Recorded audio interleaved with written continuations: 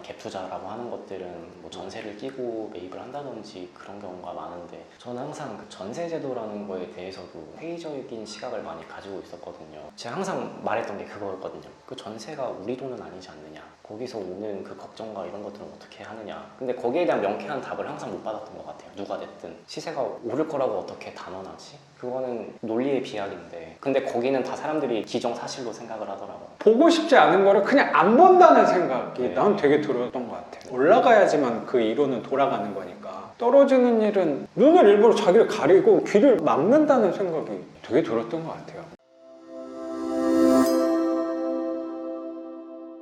공부에 탄성이 남아있으니까 그 탄성을 좀 계속 유지를 해서 직장 병행으로라도 공부를 좀 한다든지, 자격증 공부라든지.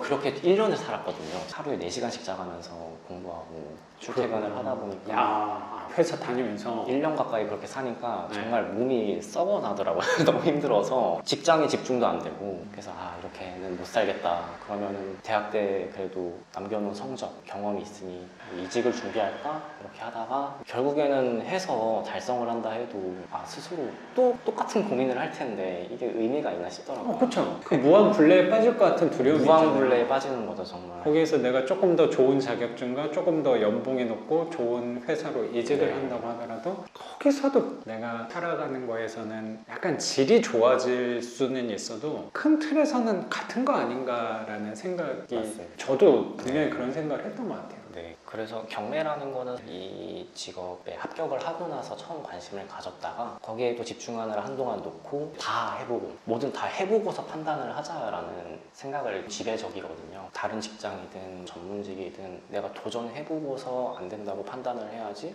해보지도 않고 안 된다라고 생각하기는 건 아니라고 항상 느끼니까, 그렇게 다 해보고서 이 길은 아니다 라고 결론 짓고 다시 이제 이 경매를 한번 해보자 라고 오게 된 겁니다. 그러면 정리를 하자면 청약에 대해서는 좋은 집, 서울이나 아니면 수도권의 새 아파트를 갖고 온다고 하더라도 청약을 받아도 시세보다는 저렴할 가능성은 훨씬 크긴 한데 네. 그걸 내가 취득했을 때 오히려 이 직장에 더 묶일 수도 있겠다. 큰 돈이니까 나한테 짐이 될 수도 있겠다는 생각 때문에 청약에 대해서는 진작부터 좀 내려놨다. 진작에 내려놨습니다. 그러면 투자를 하는 데 있어서 시세 차이 쪽도 고민을 했을 것 같고 예. 월세에도 고민을 했을 것 같은데 월세 쪽으로 선택을 했다고 생각이 들어요. 네, 맞습니다. 그런 분들도 많이 오시거든요. 시세 차익에서 상처받고 오신 분들도 굉장히 많아. 시세 차익은 나중에는 생각이 있긴 한데 거기에도 이제 공부를 해볼 생각은 있는데 당장 이제 저희가 소위 말하는 갭 투자라고 하는 것들은 뭐 전세를 끼고 매입을 한다든지 그런 경우가 많은데, 저는 항상 그 전세 제도라는 거에 대해서도 회의적인 시각을 많이 가지고 있었거든요. 나도 그래요.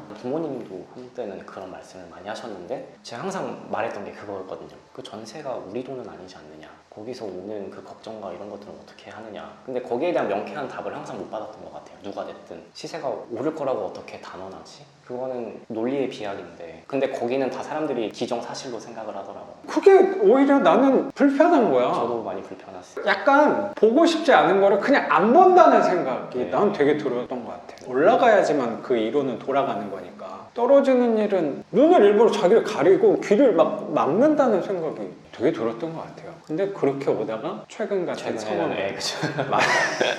많은 분들이 또 느끼셨을 거라고 생각합니다. 그렇죠. 네. 거기에 대한 선생님도 답을 네, 저도 이제 배운 거죠. 한편으로 간접적으로라도. 그래서 시세 차익을 노리려면 보유할 때 전세 세입자를 받아야 되는데 그 기간 동안 오르면 좋은 거지만 떨어졌을 때 대안을 제시해주는 사람은 없다. 그리고 네. 결국에 떨어졌을 때 책임져야 되는 거는 본인이. 스스로라고 네. 생각이 좀 드니까 이거는 내 생각에 리스크가 있다. 이건 나랑 맞지는 않겠다. 네. 라는 생각에 도달하셨다고 생각이 좀 드네요. 맞습니다. 뭐 예를 들어 이것도 한 1억 개 받은 거니까 이것도 전세 세입자 받으면 좀 더 편할 수도 있거든요. 거기서 네. 못해도 1억 2천은 못 받겠어? 뭐 잘 받아 1억 4천도 받겠지. 그래서 플러스 피 뭐 2천 4천 그렇게 얘기하는 분들을 비하는다기보다 나는 와닿지가 않는 네. 것 같아요. 어차피 돌려줘야 될 돈인데 혹시라도 시세가 떨어졌을 때 두 다리를 쭉 뻗고 잠을 잘 수 있을까에 대해서는 저 같은 겁이 많고 소인배는 난 못해요. 대인배신 것 같습니다. 난 쫄려서 못해. 그런 그래서 시세 차익은 배제를 한 거라고 생각이 좀 들고 네. 이왕이면 월세 쪽. 전 작은 것들이 모여서 되는 힘을 믿고 있기 때문에 그럼 경험이 좀 있나 봐요. 없습니다.